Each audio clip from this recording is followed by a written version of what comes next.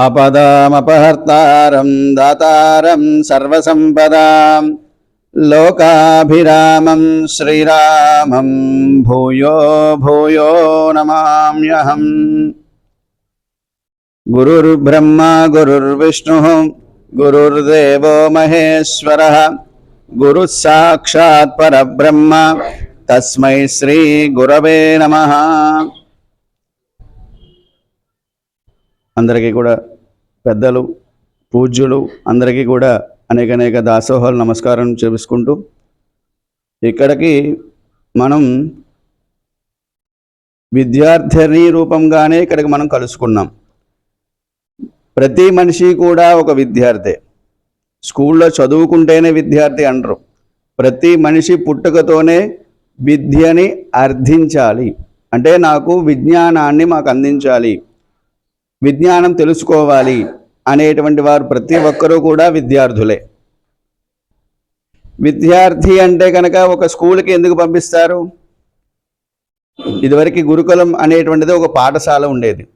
పాఠశాలలో ఒక విద్యని తాను తెలుసుకొని జ్ఞానాన్ని తాను సంపాదించుకొని ఆ జ్ఞానాన్ని సువిజ్ఞానముగా, విజ్ఞానం సంపాదించుకోవడం గొప్ప కాదు, దాన్ని మంచిగా విద్యార్థులకి ఏ విధంగా అవతల వాళ్ళకి తెలియపరుస్తుంది, ఏ విధంగా తెలియపరిస్తే వాళ్ళు వినేటట్టుగా ఉంటారు అనేటువంటిది ముందుగా తాను తెలుసుకోవాలి.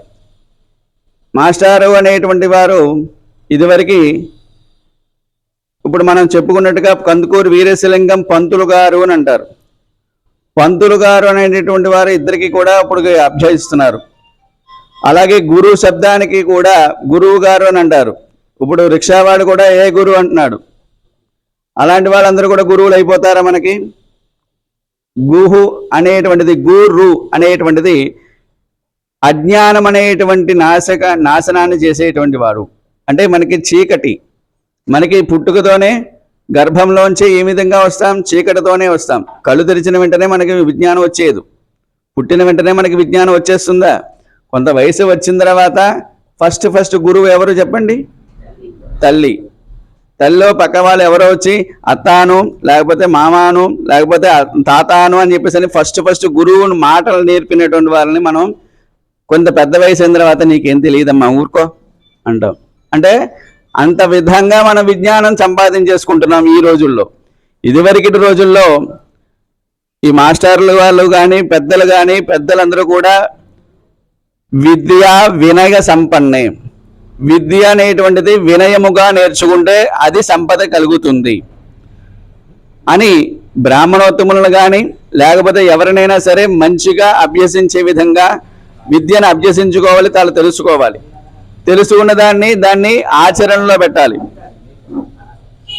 ఫస్ట్ మనం ఒక ప్రిన్సిపల్ నేర్చుకోవాలి.